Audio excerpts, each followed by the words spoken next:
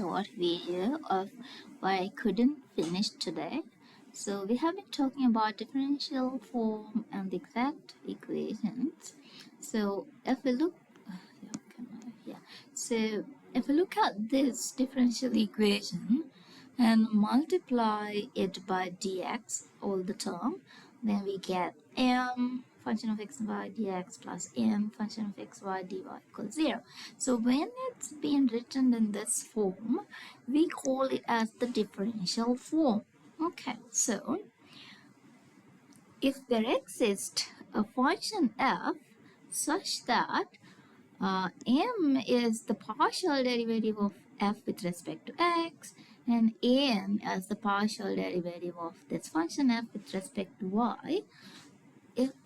If there exists such function f, then this equation we called as exact. Okay. So in this case,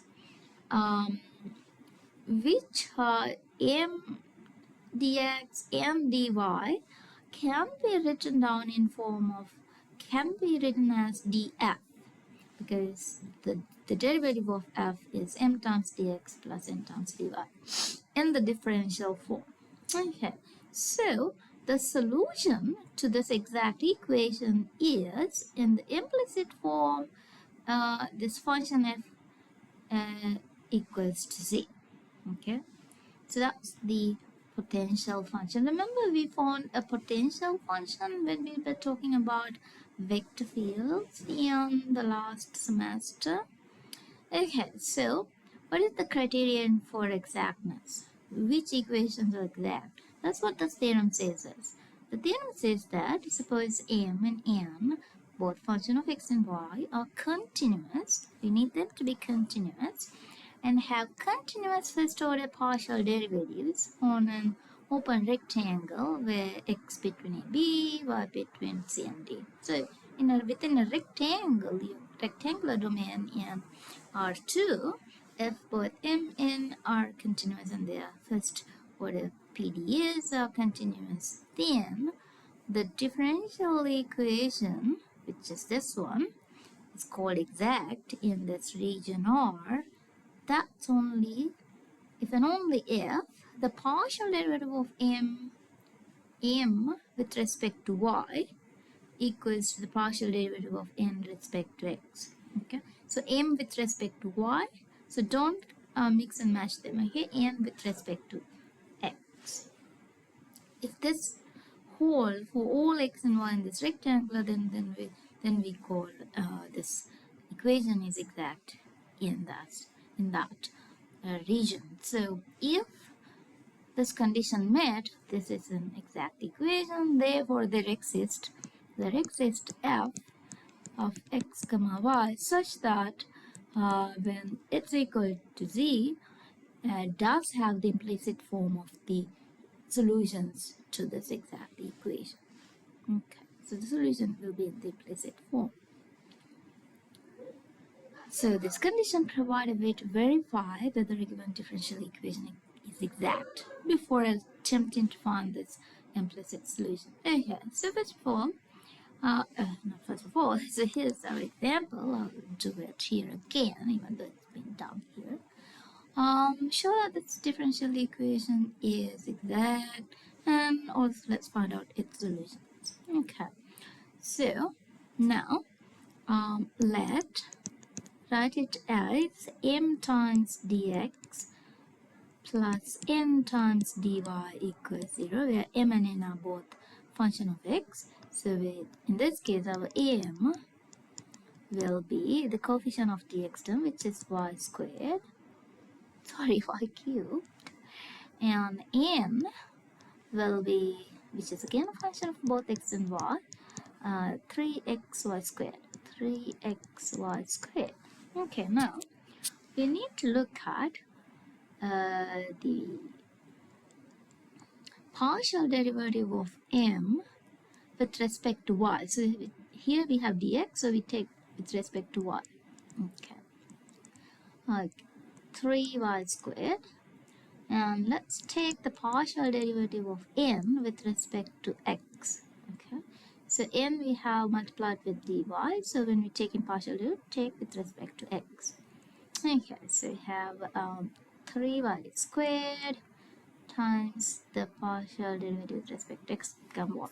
Okay, we can see that these two are equal. They are equal. Therefore, let me call this 1. Therefore, 1 is exact. So that's the condition. The condition that's met.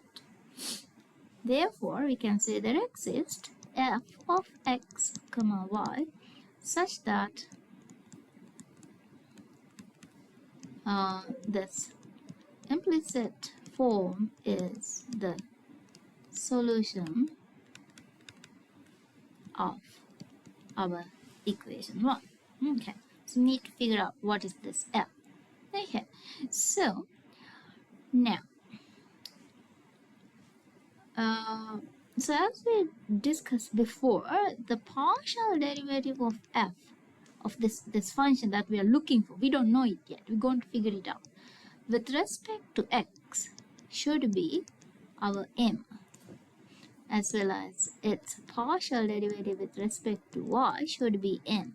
So that's the requirement for f to be the implicit solution. So we're going to use this fact to figure out f. It's very similar to what we did in the last semester. Okay, so let's start with one of them.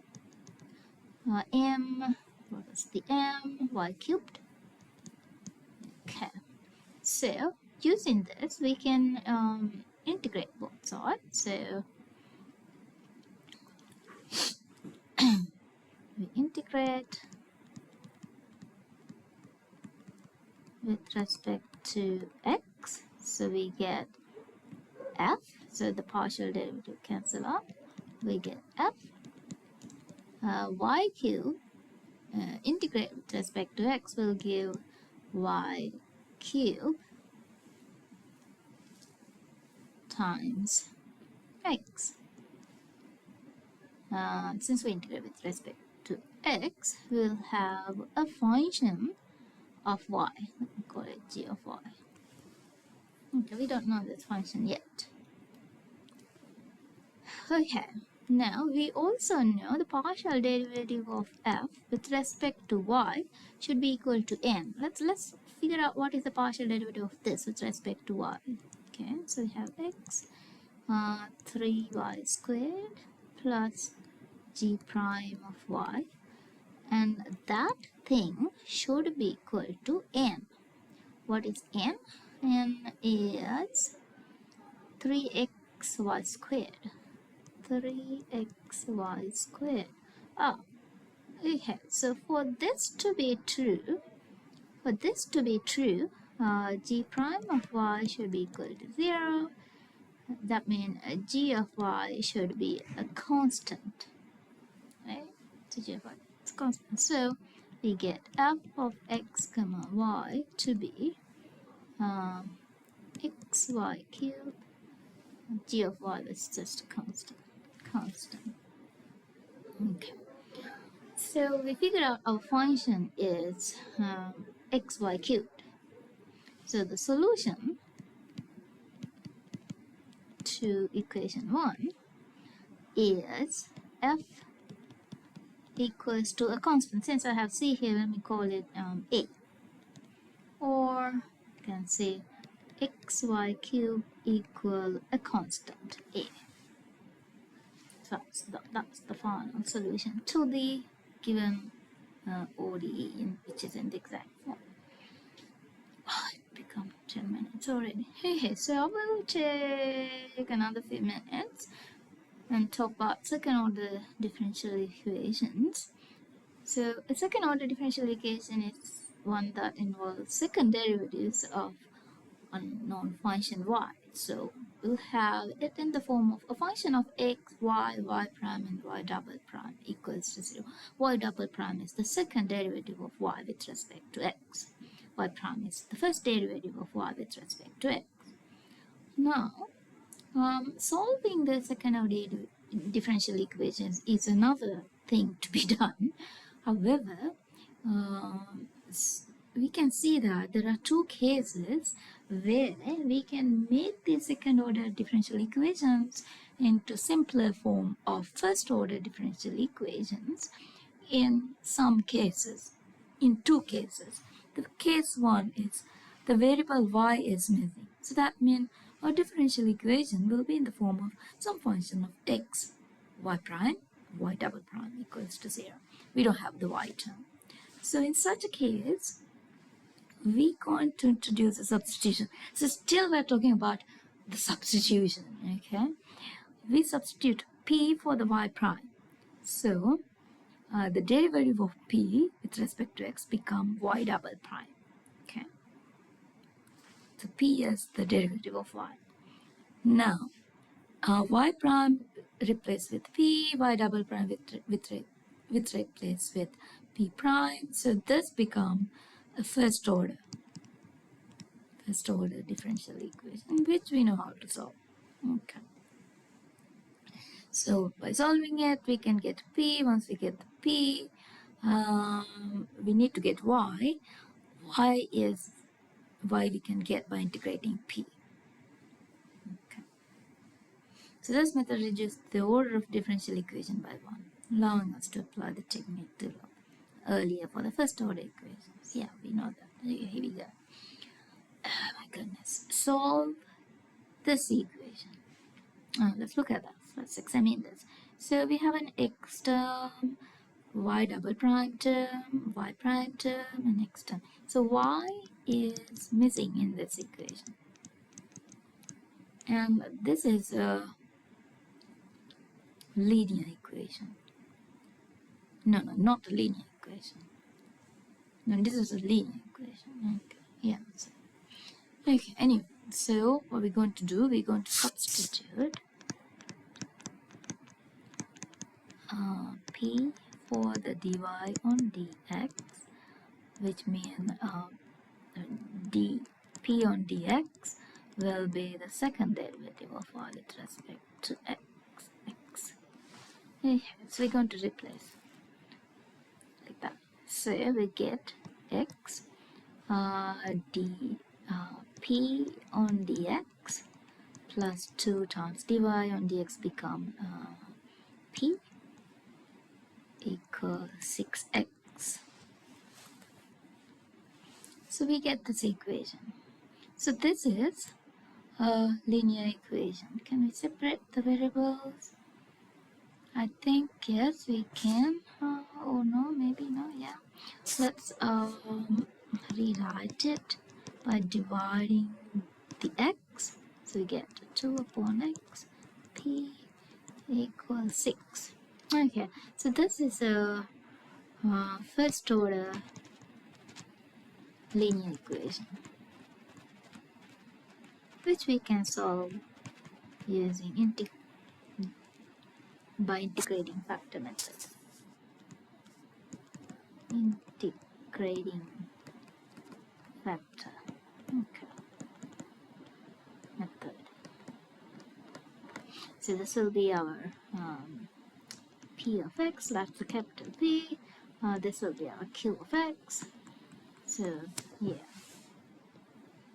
So integrating factor, I'll go through the solution. So e to the p of x, integral of p of x dx, so that is simply x squared. Multiply with that, so the left hand side is simply this, so which simplify our d to this, integrating that we get that, and p is this. So once the p is found, we can find y by integrating it. Okay, so it's sort of like skip through the steps. We went through it very quickly. This is the last case. The dependent variable x is missing. So that means we'll have an second order ODE, which is written as a function of y prime, and y double prime, no x term there. Okay. So whenever we have that, what we're going to do, we're going to substitute again p, which is a function of y, as the derivative of y with respect to x. Then y double prime will be the derivative of p with respect to x. But look at p as a function of y. Okay, so to find out the function, the derivative of p with respect to x, we have to apply the chain rule.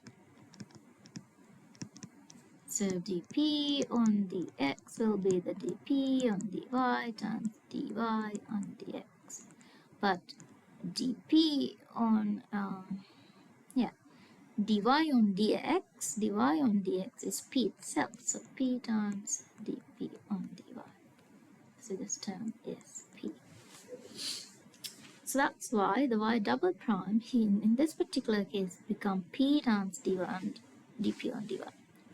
So our given ODE, second order ODE, can be replaced in terms of y prime replaced with p, y double prime replaced with p times dp on dy.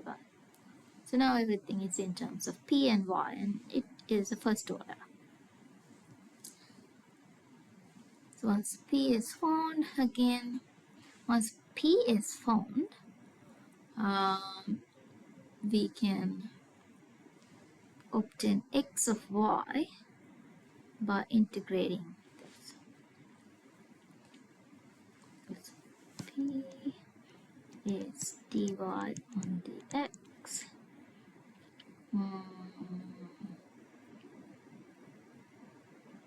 And dx is 1 on p dy.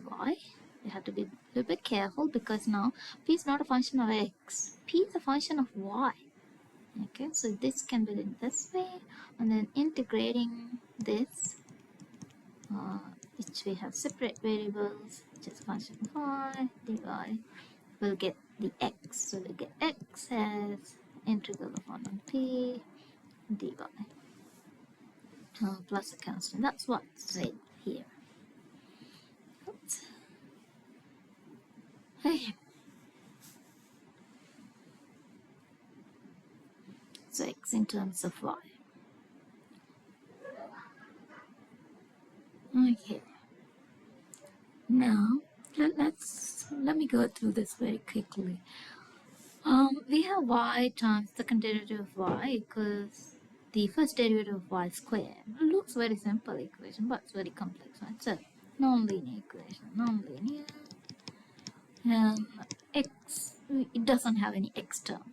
X is missing, so we can apply what we just learned before. So we substitute p for the dy on dx, then y double prime, so this is simply the y prime, y double prime become p times dp on dy. So you have to keep in mind. So straight integration dy on dx become p squared, the second derivative become p times dp on dy. So y, we have p, we have dp on dy, we have p squared. Okay, so by assuming p is not 0, we can divide by p and get this. Y times dp on dy equal p, which can be separate. Separating variables, we have dp on p equal dy on y. Integrating both sides, we get a solution as p equals c times y. Since p is dy on dx, we can say dy on dx equals c times y. Okay, so our solution, we don't know the solution yet. We figured out p. From there, it gave us another simple ODE. We have to solve this to get the y. Okay, which again can be separate. So 1 on y dy equals c times dx. So we get a natural log of y equals cx plus c2, which by taking the exponential, both sides we get y of x equal e to the cx plus c2, which I can say e to the cx times e to the c2 by using the properties of exponential, and I can say this is another constant. Let me call it a times e to the some constant c times x. So that is our solution. Okay,